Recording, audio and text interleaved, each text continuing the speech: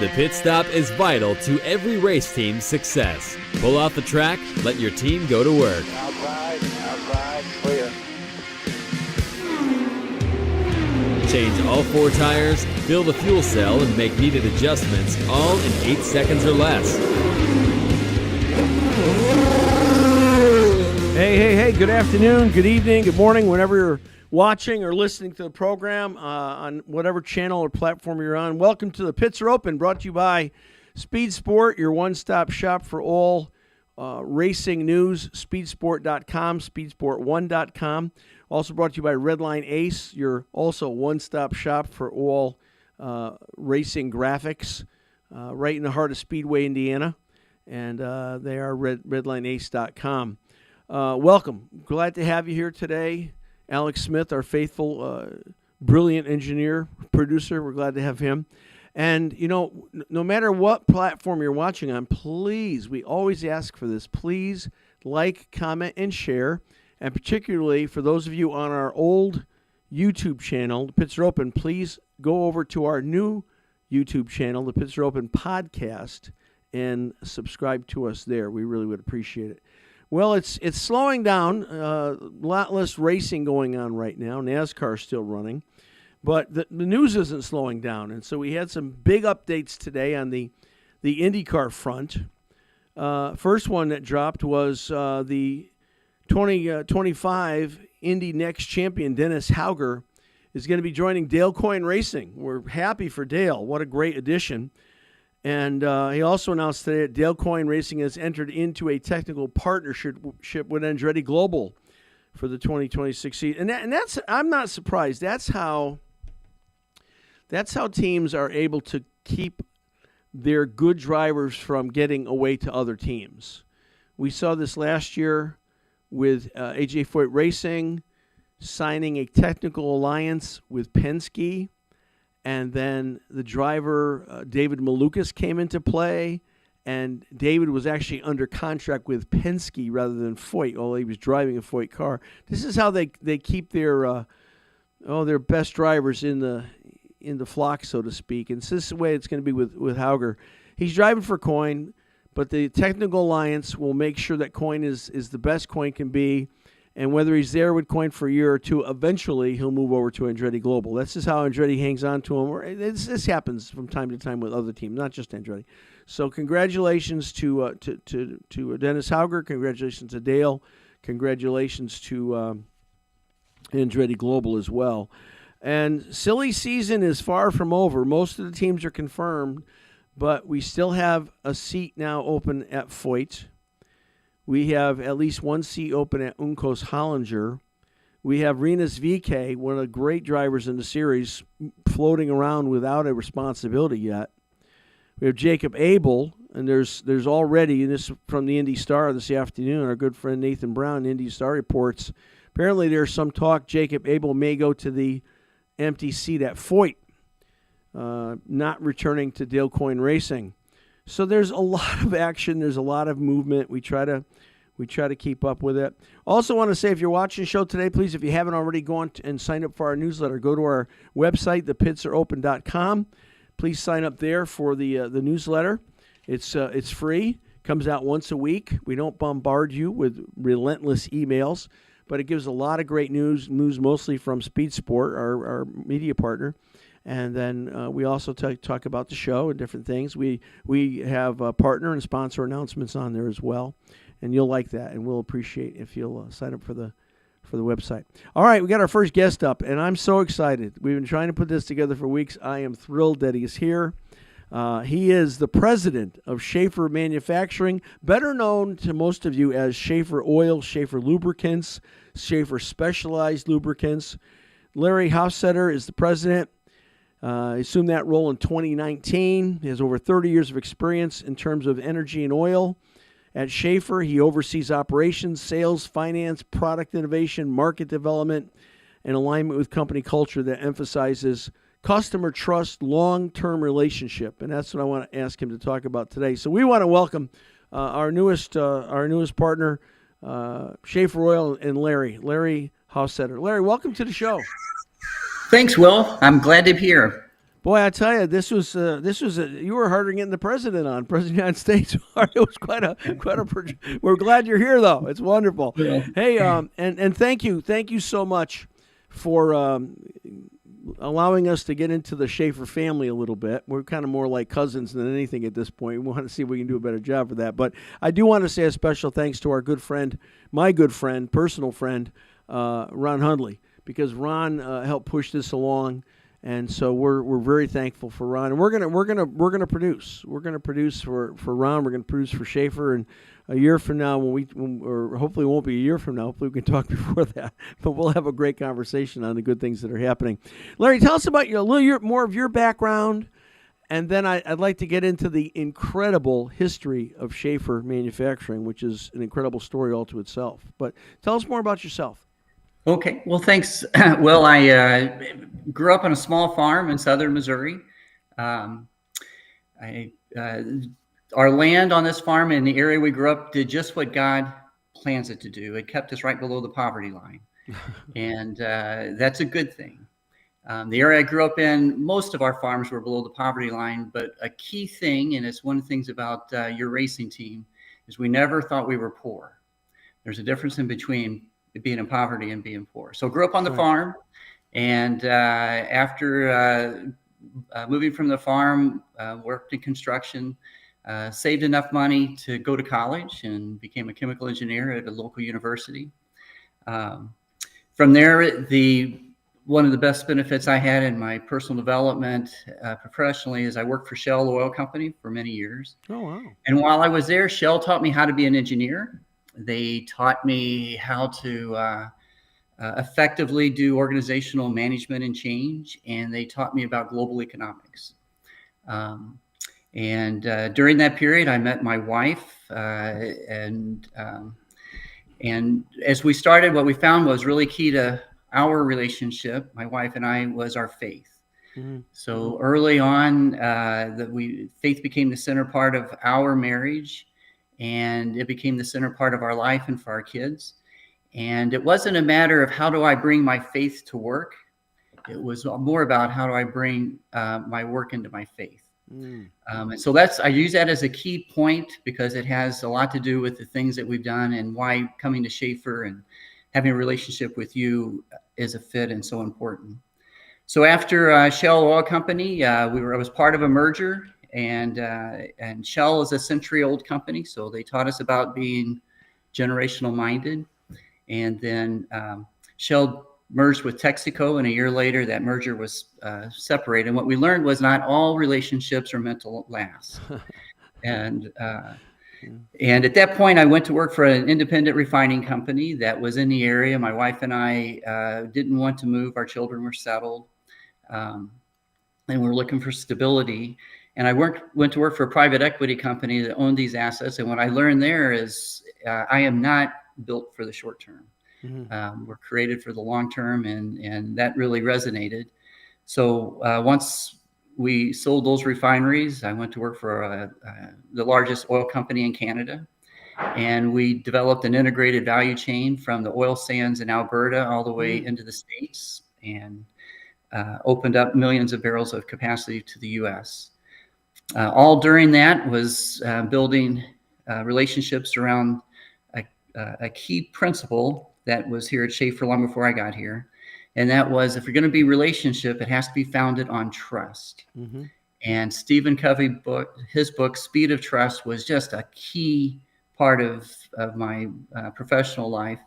So before I'd ever start a new venture, a new organization, a new board, if I would go on it, I would bring everyone a free copy of the book, Speed of Trust, and we would learn what that meant so that any relationship we built on it could be enduring. So just real quick, I'll point that out. The Speed of Trust definition is a measure of a person's character and their competency, not an either or. And with that definition, two people, two organizations, a lubricant company and a racing company can build a strong, enduring relationship around that for the long term. Mm-hmm. So it's toward the end of my career, and my wife and I had bought our retirement home, and I get a phone call, and someone had given my name to Schaefer as someone who might be a good fit to come in and run the company and preserve what Schaefer wanted to be, not just now, and not just the past, but in the future. So we prayed about it, and I asked my wife permission to delay retirement. And so here I am at Schaefer and continuing to bring relationships and longevity to all that we do. So if I could, I'd like to talk a little bit about Schaefer and Sure, and how sure. You know what they say though, Larry, happy wife, happy life, right? So it's right, and life is still pretty happy as long as I ask for permission. It's working out great. I'm 100% with you, my brother. I totally get that. Let me just go back. Can I ask a question out of curiosity, because you would know this, I wouldn't know it, but you mentioned oil sands. Oil sand from Alberta? Oil sands. Oil sand. Right. Is that is that what they were going to move in the before it was stopped Keystone Pipeline? Is that what was going to be coming to refineries? Actually, here's a little bit of history for everyone as it comes up on a trivia night. Okay. The oil sands when I started working there in 2002 had just proven the largest oil reserves in the world next to Venezuela. They had just passed up Venezuela. So wow. oil sands is a huge reservoir. Yeah. It is a low quality crude. It's oil that's mixed with a lot of sand. And our job when I worked at the Canadian company was to develop a business plan to monetize those reserves. So we built a pipeline already. Keystone was built.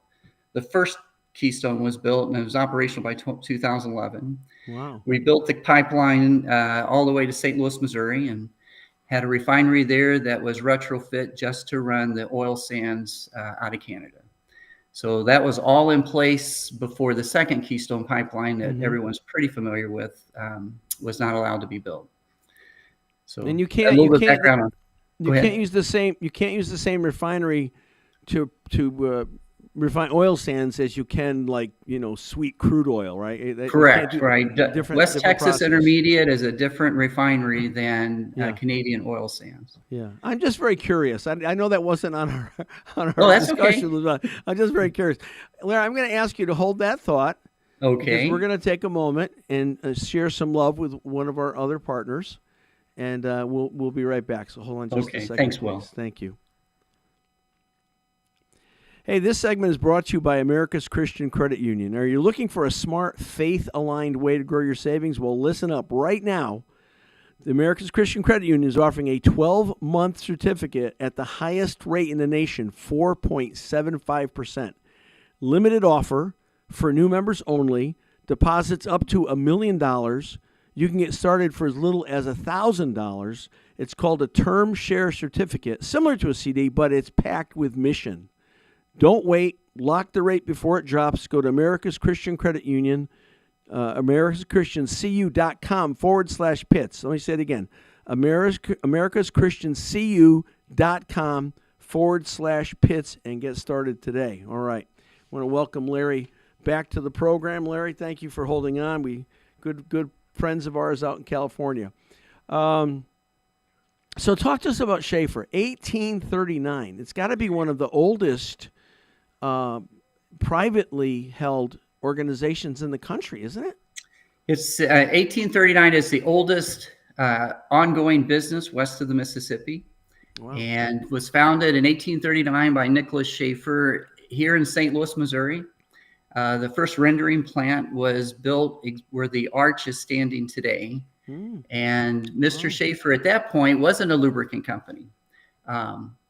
He was at that point a soap and candle company, and he provided all the soap, candles, and some wagon wheel grease for the wagons that left out of St. Louis and Kansas City heading west.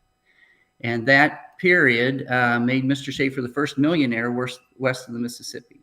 Wow. And a very generous man. And what I'm describing is it's not a matter of what you make, it's why you make it. And that's what's endearing. And that's what's enduring with Schaefer is this mindset of being able to create more value than we could consume. And we're good stewards of that difference for future generations. And that was the mindset of Nicholas Schaefer. So he was very generous with his with the community. 1849, there was a fire that burned all the riverfront, including his rendering plant. And he had enough money to rebuild his plant, and he loaned his money to those who needed to rebuild their plants as well. So creating more value than you consume and being good stewards for everyone around. So that started in 1839. I teach a membership class at the church, and I use a story. It's about Sam Walton in Walmart, and I say in that story, sadly today, most companies, most corporations, the farther the time drifts away from the founder and the founding of the organization, the less the organization is like the founder. But it sounds remarkably incredible that Schaefer has still adhering to the principles of their founder all these years later. I mean, that's such an amazing that thing. is no accident. Right. And the reason it's not an accident is very consistent with our Christian faith. You and I get further and further away from our founder, but we still carry his beliefs because we're good stewards of it for everyone around, and we make sure our next generation knows it. That's so good. So no different. And that's how the Schaefer's mindset has been. Each generation has their own duties. Each generation had their own disruptive events, their own challenges, Sure. and yet they persevered to create more value than they consumed, and they was a good steward of that difference for the next generation. So today we are sixth generation is in the company, seventh generation is interning in the summer, and the family, when they brought me on, they had one request. Larry, set the company up, preserve it, organize it so that our grandchildren's grandchildren are still stewards of this founder's mindset. And that's what we do. Wow.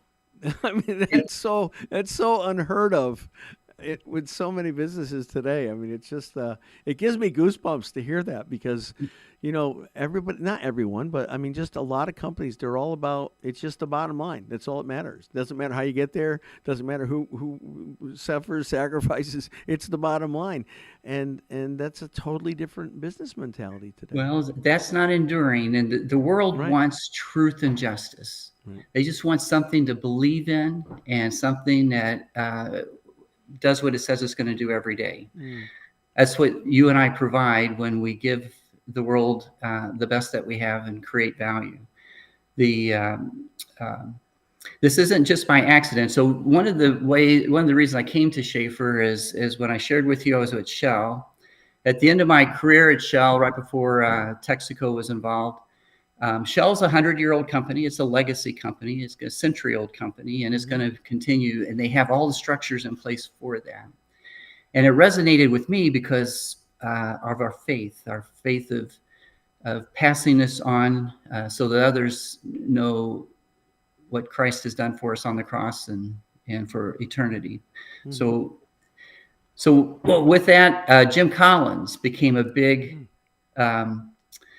source of mine for how to use the words the world has found to deliver this enduring message for all.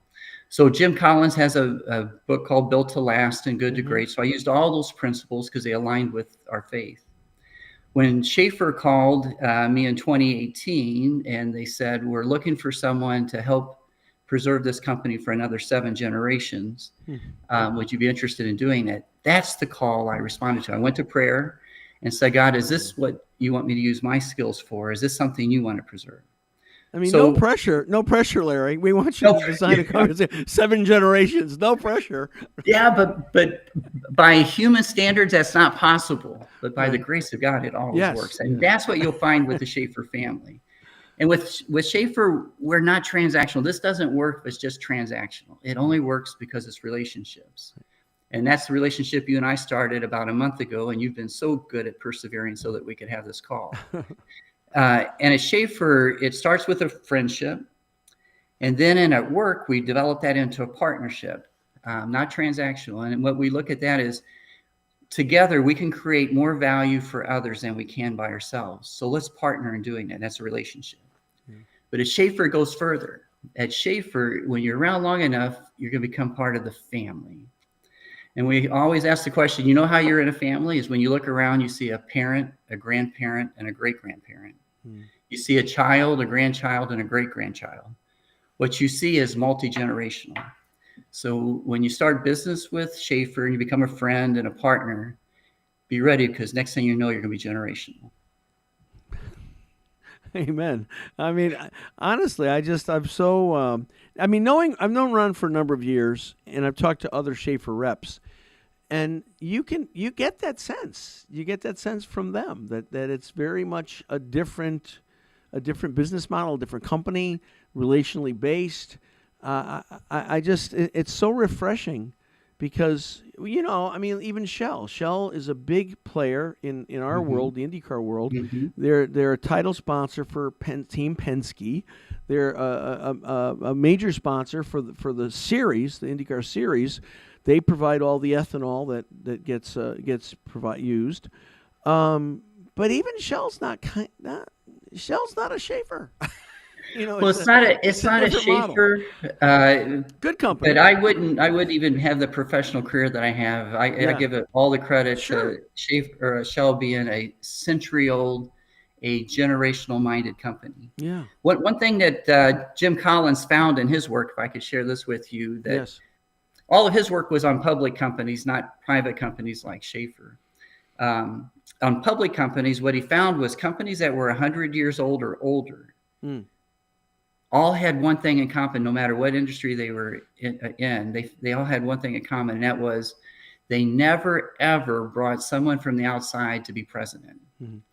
The companies that did bring someone from the outside to be president never made it to be a century-old company, because that outsider couldn't know the culture, couldn't understand what it means to work from the bottom up.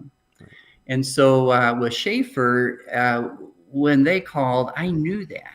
And I said, well, and why would we risk this great treasure in St. Louis that's 180 years old for someone else to come in that's the outside that doesn't know it? I understand how to preserve this. It's not about making it Hofstadter Oil Company. It's about how do we to collectively continue to make the Schaefer Oil Company. So, and that's how I saw God sending me here to do that. But I'll use Ron. Why it works is because everyone has the same mind. If it wasn't me, Ron could be here and have the exact same conversation, and the words wouldn't sound any different because we have one mindset. And we have this idea of we're one team. Whether it's you work in Schaefer or your partner in racing, like with you, we are one team with that one mindset. And we only have one conversation. How do we make this better every day so the next generation can benefit from it? I mean, over the next few months, we're gonna invite a number of your reps to come on to talk about what they're doing. One of the things I was surprised about is I was surprised how engaged you actually are in the racing world. I knew that you were, but I didn't realize to the extent that you are. And I'm also surprised at how you do and do not market things. It's again, how many reps do you have, Larry, nationwide? So across the nation, we have 650 reps representing every state across the nation. Well, and it's really through the reps that. It's all through the reps. And why is it through the reps? Because it's about relationships. Our reps are unique to any other company representation. It's all part of the family. And a little bit of background. So it's the reps are absolutely essential. The product is critical. So Schaefer switched from soap and candles around 1908, 1909 after electricity came on board, and there went our candles. And Dove came up with ivory soap that floated, and that kind of impacted our soap business because ours used to sink. But Henry Ford and Carnegie and the industrial age created machinery. And one thing about machines, for them to last and last and last, they need lubricants. So we switched from soap and candles to a lubricant manufacturing company in the early 1900s. And then Generation 4 went off to fight in World War II.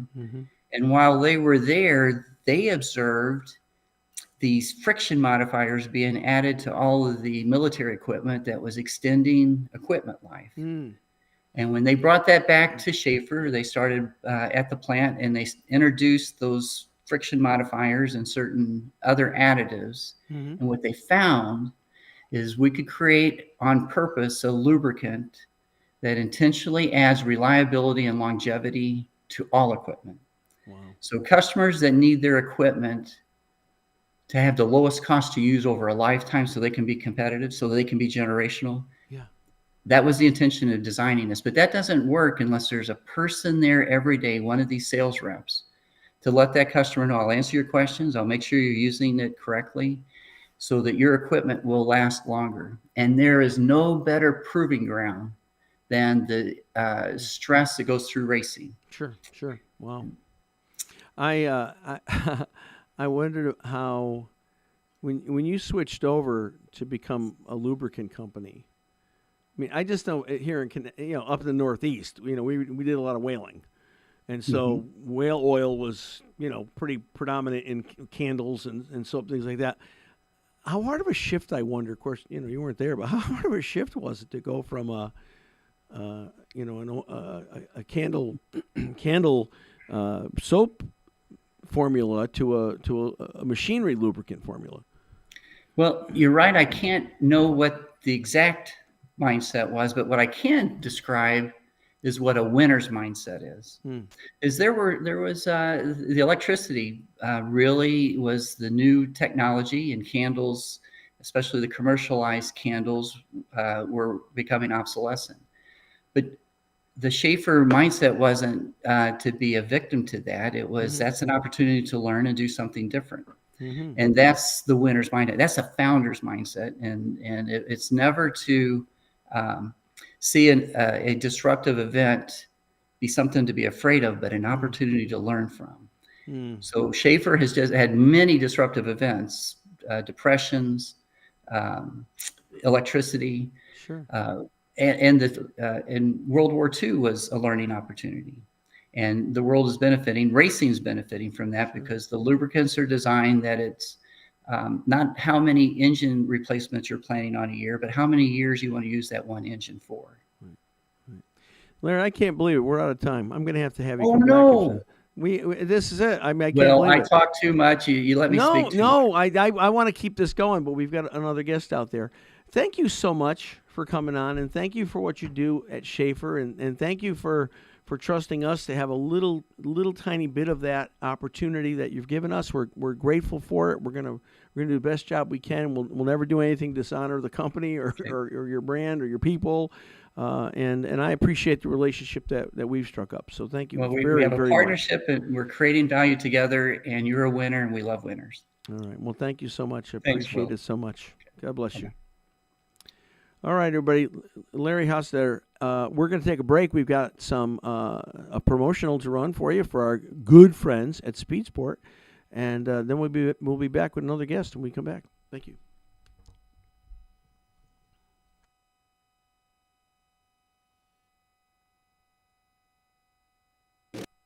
The IHRA Outlaw Nitro Series is live this week from Dorana Dragway at West Salem, Ohio. And Speed Sport has all the excitement live. Watch Pro-Am action live starting Wednesday at 9:30 a.m. on Speed Sport 2. Then feel the roar of Pro Mod and Top Fuel qualifying live on Speed Sport 1, Friday at 3 p.m. Eastern. And Top Fuel finals are live Saturday at 1 p.m. Eastern. It's free to watch. Go to speedsport1.com for details and viewing options. All right, welcome back. Hey, welcome back. We're going to take a minute and recognize another one of our sponsors for a moment. So hang on. We'll be right back. This segment brought to you by Redline Ace. When it comes to racing, standing out on and off the track, nobody does it better than Redline Ace. Located literally minutes from the Indianapolis Motor Speedway, Redline Ace is your go-to for high-performance motorsports graphics. From car wraps, helmets, trailers, haulers, you name it. Hero cards. Redline Ace will make sure you look as fast as your ride. So visit redlineace.com today and see why champions trust Redline Ace to keep their image in victory lane. That's redlineace.com. All right. Well, that was, boy, Alex, I could have gone on with Larry for another half. He's such a wealth of knowledge, right? That's so cool. But we have another wealth of knowledge. Somebody who I so enjoy. He is so gracious to share tips on pretty much every social media page. I don't know what he's not on.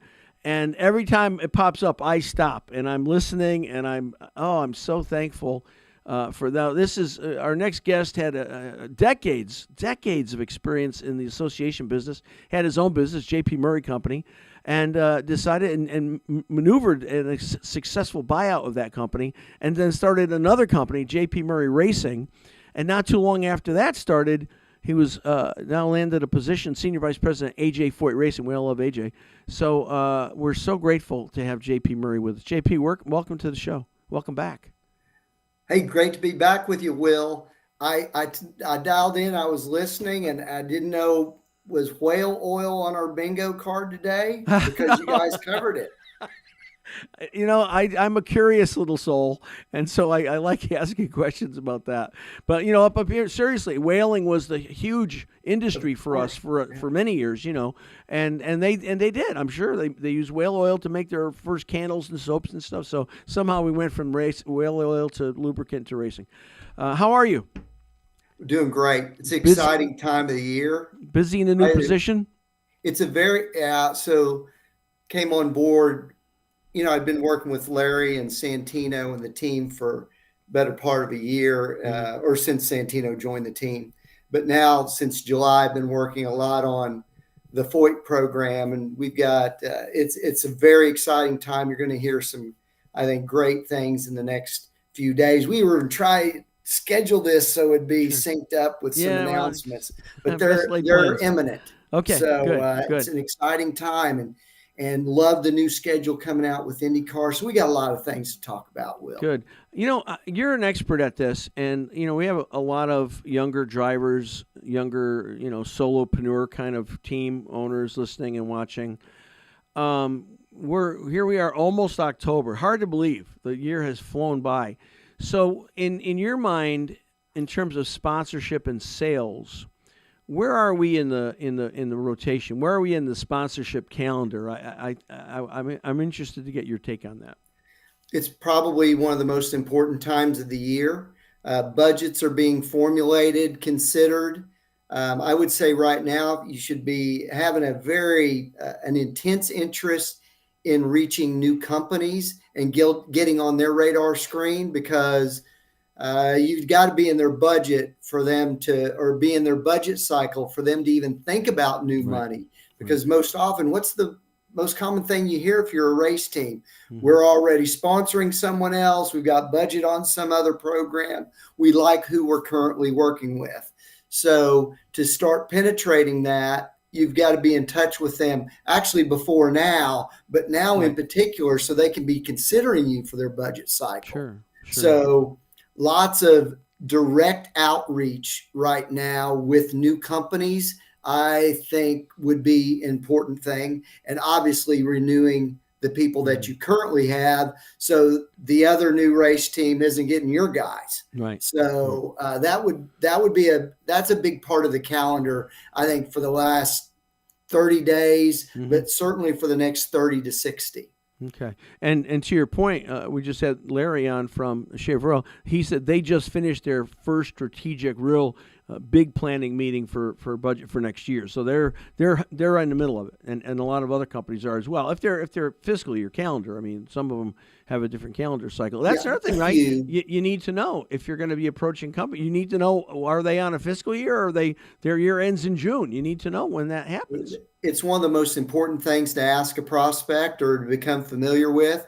We had an ownership change with one of my sponsors that I've worked with before, and they went from a calendar to a fiscal year. So actually, we're already working with some of their budget money that they've already allocated, but we're going to contract already because they're already in their fiscal year, and we've got to make sure that we get it synced up. So that's one of the things, you know, Will, I don't know if we've ever talked about this.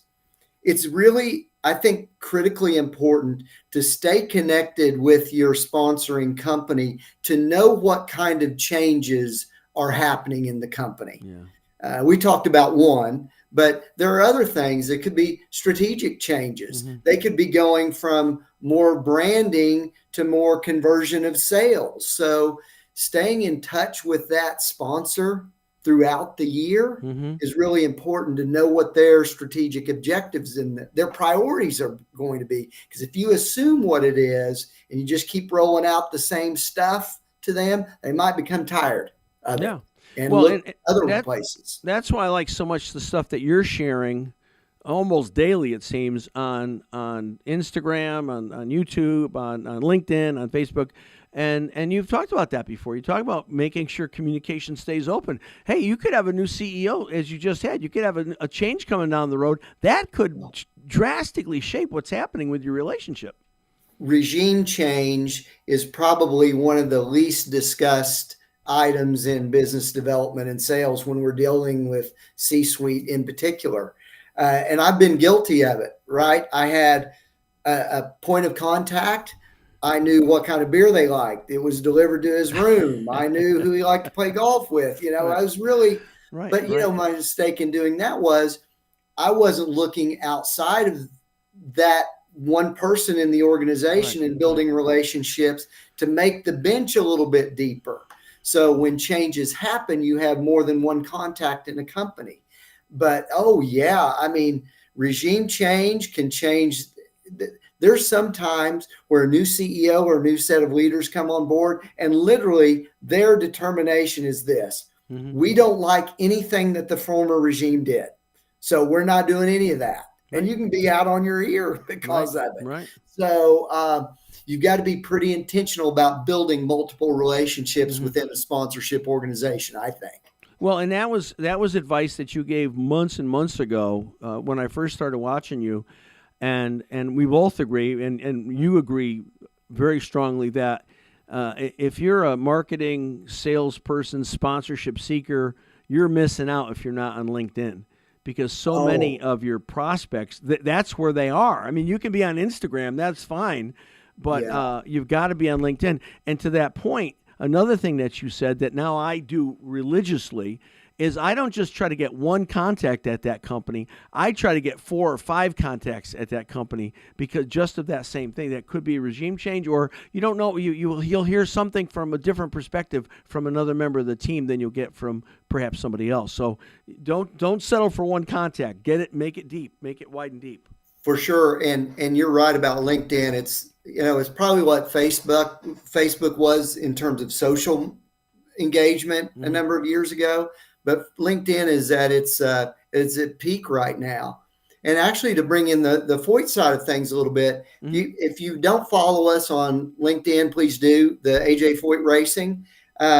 So we're starting to have 3 pieces of content weekly. We've developed a new newsletter, and we're doing it to kind of get the word out and build our network a little bit. Not only that, but eventually what I hope is that we become a resource for marketers and fans and race teams about how they optimize their sponsorships and show people a little bit about what we're doing and how we're doing it. And I think that will be a positive for our brand to become a resource like that. So we're at Foyt Racing, we're developing that area intensively right now.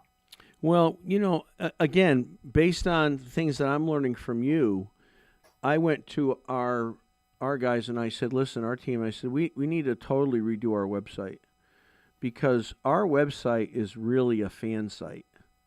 And I think the website should be a business website where we're trying to approach and we're looking to approach potential sponsors. So we went through and just launched it. We went through a complete, total, from the ground up overhaul of our website. And I had to laugh because there was a little exercise that we could do with another platform where they will look at your website and compare your website with others in your industry, and they will rank you and score you. And I'll send you a copy. I'll share it. You'll be surprised. Our new website, it's doing exactly what we want it to do. We want it to be a website where if you have ABC whatever company and you're looking to maybe get into a sponsorship relationship, very transparent, just as you are. We list out the things that we do. We list out the process, how we do it, and we ranked super high in this comparison. And I'll definitely forward it to you. But again, that's coming from you, JP. I'm listening to you. No, I tip my hat to you on that. I mean, the strategy around the website. What is its purpose? Right. Do you want it to attract sponsors? Do you want to sell merchandise off of it? Do you want, what's the real purpose? And start to construct it based on those priorities for your company is really important. Unfortunately, sometimes without doing that, we just have a bunch of stuff up there and it doesn't do any of those things very well. And that's what our website was. It just had a bunch of stuff. Yeah, a bunch of stuff. And really what you want are more viewers for the podcast and the video broadcast. So how do we make it that way? Right. Yeah, good job. JP, could you hold that thought for just a minute? We're going to share some love with one of our sponsors for about 30 seconds here. Hey, we're going to take a break and then we'll be right back, so don't go away. This episode is being brought to you by Schaefer Manufacturing, America's trusted leader in oils and lubricants since 1839. If you want maximum performance and protection for your engines, your fleets, your equipment, Schaefer delivers. Their advanced lubricants reduce friction, run cleaner, last longer, saving you money with fewer breakdowns, less downtime. That's why professionals in trucking, farming, racing, and industry all turn to Schaefer. Don't settle for average. Give your engine the premium care it deserves. Learn more at SchaeferOil.com. That's SchaeferOil.com. Thank you.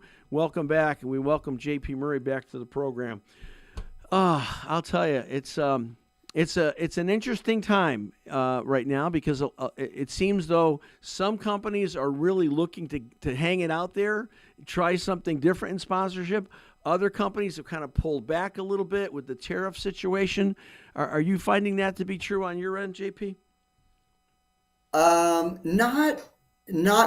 We haven't found any of our partners facing headwinds that are affecting us, frankly, and we could be. That's probably just luck. Okay. And I've always been this way about my approach.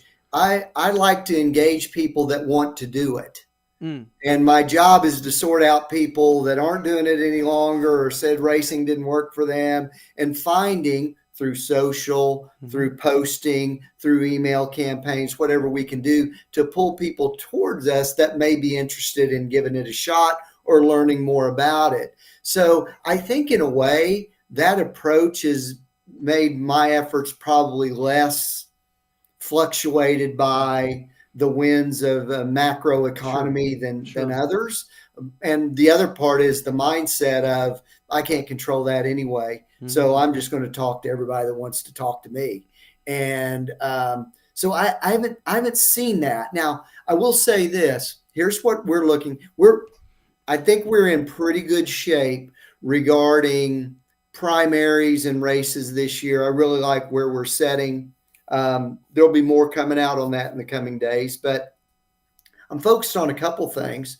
One is with the new IndyCar schedule, we have opportunity. I really like it for us because Milwaukee is an example. We had more B2B meetings with our partners at Milwaukee than any other race this year. Really? The fact that I can replicate that 2 times, I like that.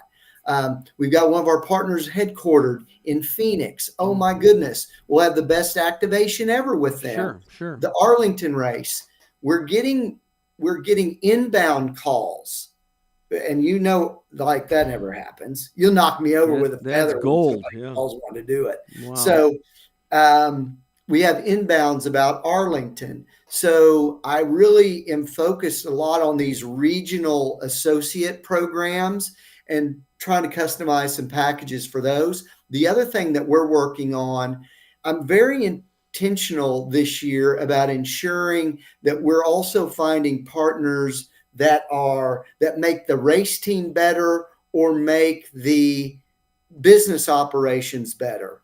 So I'm looking for technology partners, AI partners, people that can propel us. Certainly we'd love the money, but also need people that can help us with things and their expertise a little bit. So I'm spending a little bit of time on that too. So kind of regional and partnerships are a big emphasis during this time frame as well. So without breaking any news prematurely, we all know that David Malukas went over to Penske. We all know that Santino's still there. Will we have an announcement in recent coming days about another driver addition? Or there's lots of work going on, and we don't. Man, I'm not going to speak for Larry, but I know he wants to wrap things up as quickly as possible. Well, just not that I'm necessarily thinking this, but let Larry know I've lost 23 pounds. I could probably fit in a cockpit now. So if you really need a driver badly, I might be able we to. roll out that 77 Coyote. It might be you might have a chance, Will. We're talking with JP Murray. JP is I say expert. I mean, he's what I like so much about you. Again, I've told you the transparency that you display in a lot of when our sport is a very tight to the vest. Don't say anything. Don't tell anybody anything. And you're just like every day. Here's how I do it. I mean, I just feel like it's so refreshing. I don't know. Like, Will, I think you feel the same. You're doing this. So I look at it. I look at this as an abundance life, and I think there's enough for everybody. Yes. I mentioned this the other day to someone. I cheer for other teams when they're locking down things and they're having their own announcements, because that demonstrates to me that the market is viable, that there are people interested, in this case, IndyCar, but other forms of racing too. And motorsports is a wonderful multi-dimensional platform to grow your business. I went through it as a business owner. Yeah. So I look at this as I think that there's enough for everyone. And if you treat it like this, I think that's what you're probably going to get. And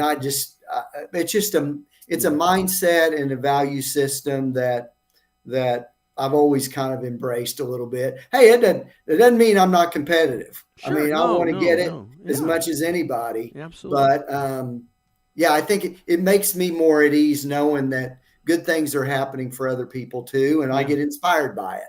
Okay, I appreciate that. What have you learned? You've been working with Foyt for a while, through your relationship with Santino. What have you learned about Foyt now that you're kind of more on the inside than you were a few months ago? Yeah. So I would say a couple things. One is the ability to kind of dig deeper on some of our data. I'm talking sponsorships strictly now. Sure. The value of in-car camera and digital and placement of logos in the right places. When I see the return on investment for some of our people, there is a real difference in some positions. And some of them aren't as high profile as you might think. What I would encourage marketers and people that are working on their sponsorships is not only, hey, here, and I do this a lot too. What do you want? Let me see if I can deliver what you want. Right. And they have in their mind side pods and primaries, and those are great. They're great at the track in particular. But ask your sponsorship point of contact within the race team, where's the best value? Because I'm seeing things that aren't as big as others deliver some real return on investment. So that's one thing I've learned. The other thing I've learned, and I've continued to, it's been reinforced over and over again. And there, as you mentioned, everybody loves AJ, right? A lot of people do. We all do. We all love AJ. Yeah, everybody loves AJ. And I'm telling you, this team and the people around it, and Larry and the resurgence of this team. Yeah. I'll tell you all this. It is, if you're cheering for him, your enthusiasm and encouragement is well placed in my view. Wow. Great. I am so happy to see Foyt Racing competitive and podiums and almost wins, and I mean it was kind of a drought for a while, and to see Foyt Racing competitive again is I think all fans. I don't know anybody in the space that isn't excited about what's happening at Foyt and what's going to be happening in the future. So that's wonderful. Thank you. All right, a couple minutes left here. Small team, younger team. Yeah. Trying to get their sprint car season in place for next year, their modified season, their outlaw season. What should give me the three top things, JP, they should be doing right now. Right now, what should they be doing to try to get those sponsors lined up? Let's do this right now. Small new team or just what you described. The closest people to you are the most likely to do it. So the person that sponsored you before, the person that works on the crew that knows the owner of a trucking company, the people that you're doing business with already, the folks that are close to your circle are the best right now. Okay. This time frame, new budgets and all that, the long shot Hail Mary pass to that multinational conglomerate just because they have a lot of money and they don't know you from a man in the moon is not time well spent if you have limited time. Right. I would build it out who you know, who you work with, who your other partners that sponsor you and want you to succeed, who do they know? That's where I'm going to spend my time right now. So your immediate sphere of influence. More there than you can. Yeah. The folks that are close to you, the folks that you know, the folks you worked with in the past, those are all the contacts you want to be working right now. Very hard. And looking at the businesses that your current sponsors are doing business with and asking you to help with them. That's the number one thing. We look way too far out when we've got them right underneath us. That would be the first thing I would do. Okay. All right. Well, and on that, we're going to have to say thank you. I can't tell you how much I look forward to you coming on. I know the audience does as well. We're excited to hear upcoming news from Foyt Racing. And tell Larry and AJ we said hello. Appreciate it. Thank you, Will. Best wishes, everybody. JP Murray, everybody. Thank you. All right. Before we bring on our next guest, we're going to bring on. We're going to take a moment and share some more love for one of our sponsors. And we'll take 2 seconds. So we'll be right back. Hey, racing fans, you want to stay plugged in the action? There's only one place to go, speedsport.com, speedsport1.com. From breaking news to in-depth feature, coverage, events across every form of motorsports, Speed Sport is your all-access path. Whether it's IndyCar, NASCAR, dirt track, drag strip, Speed Sport brings the stories and highlights and the drama right to you. Don't miss a lap, speedsport.com. Tune in at speedsport1.com. for everything in racing. Thank you, Speed Sport. We love you guys. All right, now joining us, the legendary, the ultimate disruptor in motorsports. That would be the one and only Kurt Hansen. Hey, Kurt. Good day. How are you? I am fantastic. Well, I typed a message to say hi to JP for me because that guy, he's truly one of the best. Hopefully I'll see him at Chili Bowl again this year. Did he say, is Santino going to go back to Chili Bowl this year? I didn't talk to him, but my guess is yes. That's great. Well, I will see him out there, and Larry. And so what's because I tuned in a little bit late. It's an absolutely crap day here in the Mile High City. Is it really? I ache from head to toe. Winter's already here. I hate it. And I think I'll be spending a lot of time in Arizona this winter. So when we come on with your show, now we're going to come on. I have the privilege and pleasure of co-hosting with Kurt on Kurt's show, which is Race Central Unplugged, which comes on at 5:00 Eastern Time, 3:00 his time, Mountain Time, and you can see that on YouTube. You can see it on his website. Streams live on his website, which is racecentral.live. And so we're going to be coming on at 5:00. We're going to talk about, obviously, my passion. We'll talk about some IndyCar news, things that are happening right now. Yep.